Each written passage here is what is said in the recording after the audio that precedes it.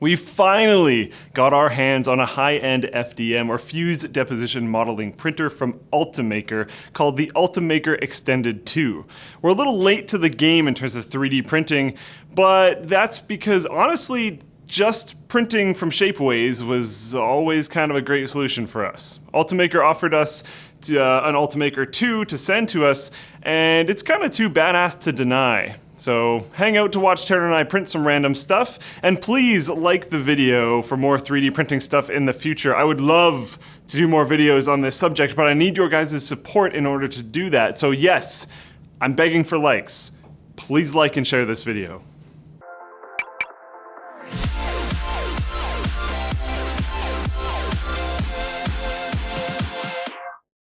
The Mastercase 5 by Cooler Master gives you the freedom to truly make your mid-tower PC case your own with a variety of modular parts and accessories. Click now to learn more. So first off, what is an FDM printer? Essentially what happens is it squirts filament out of a hot end and lays down layers on layers and layers on layers of this stuff to eventually create your modeled object. This type of printer is typically what you would find for a home use style printing scenario, not necessarily industrial applications, as they would very likely have a much larger printer with a different printing style. That being said, this isn't a cheap printer. You could go pick up a cheap 3D printing kit for like 500 bucks plus or minus a couple hundred. But when you get into the really fancy high-end printers like this, it can get really expensive. For example, this guy is about 2,700-ish US dollars. With an expensive printer, you get a much bigger print volume, meaning that the bed you print on is relatively large, and especially with the extended version that we have, the object you can print can actually be quite tall. You will get a better print resolution in terms of speed and precision, so you'll get a better looking print in the end with less of those obvious levels from where it was moving. You get a machine that doesn't make as much loud, aggressive noises.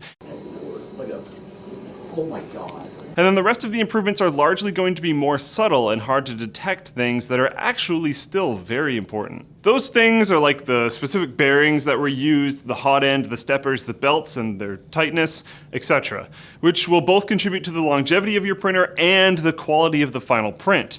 I wouldn't say that Ultimaker 2 is an entry-level printer. If it's your first foray into the 3D printing world, I might start with something cheaper, but for the high-end printing buff, this may be your target. Now, without further ado, let's get to some printing. The first thing I tried to print was a little GoPro handle. My idea for this was that it wasn't an overly complicated print for a first print, and it would actually be useful in our day-to-day work. On the modeling side of things, I just downloaded this model, but in the future, I could just take the bit off the end that connects to the GoPro and model whatever I want behind it, so we can make specifically tailored GoPro mounts relatively quickly and inexpensively, which is awesome. I created two of these, one at maximum quality and the other at minimum quality. The maximum quality one took just over 4 hours, minimum quality just took over an hour and a half. One thing I'd like to note here is that the time the Ultimaker shows on itself is incredibly inaccurate, but if you're using the Cura slicing software, it will give you a pretty accurate time estimate before you start the print. Next up, we started printing the fire poles, which were conceptualized by me and then designed and modeled by Taryn. The first one was a very small model that we built with scaffolding enabled. This was an interesting print because of how much of the printing platform was extended over an overhang. The printer made quite a mess with the supports. After a very minor amount of work, I was able to cut the excess away, and the final product looked quite good, but it was still a little funky. Next up, we printed one that was 4 times as large as the previous fire pole. This was an interesting print for a few reasons. I turned off the scaffolding and Taryn took the top plate off and built it on the side, which makes way more sense, while adding notches so that we could put it together later on. The reason for this was to avoid the scaffolding mess we had earlier and to see how accurate the printer was when making small, intricate notches. And this last one, oh, look at that! Awesome. That's really good. Awesome. It didn't take much sanding. The only issue we ran into here was the top of the fire pole platform sat on the heated bed for so long that it actually started warping. An unfortunate and avoidable problem if you take the right precautions, but I wasn't experienced enough yet. Next up, we have the first part of a shroud that will be used in a build log Linus is doing for a 1U server. The shroud was conceptualized and modeled by Terran, and this print went on without a hitch, and it was impressive to see the printer deal with a slanted edge that easily. Then I tried to do a few prints of some random things and change the filament before the last big print, which is where disaster struck. The printer started acting really weird, and due to my inexperience, I wasn't able to identify what was going on, and after about 5 hours of troubleshooting, I was getting close to giving up. There seemed like there was a separate problem with every freaking part of the printer, but with the help of Twitch chat, who affectionately named the printer Darren, and had been watching for about 20 plus hours at this point at twitch.tv/Luke_LAFR, shameless plug, and specifically the user Morfiendly, I was able to finally solve the various problems that were going on and keep on printing.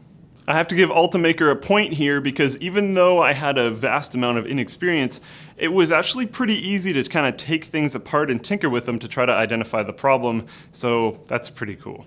The last leg on this journey was the large part of the shroud that I mentioned Terran had modeled earlier for the server. At this point, both I and the Twitch chat had learned a lot more about 3D printers and things ran smoothly, or are running smoothly as there's still about half an hour left on that 18-hour print. In conclusion, 3D printers are great, but this whole process is rather expensive, and at this point, on the practicality or hobby side, it's definitely both, but I'd see it leaning more towards hobby. It will eventually be a practical tool for your house, but right now, unless you have the extra cash, I don't know. If you want to get ahead of the game, it might be a good idea. I could see these being standard issue devices in people's homes in the near future, and I'm sure Ultimaker will be here to see that happen, as the Ultimaker 2 is a thing of beauty in both aesthetics and an engineering viewpoint. TunnelBear, the easy-to-use web privacy app for mobile and desktop internet browsing.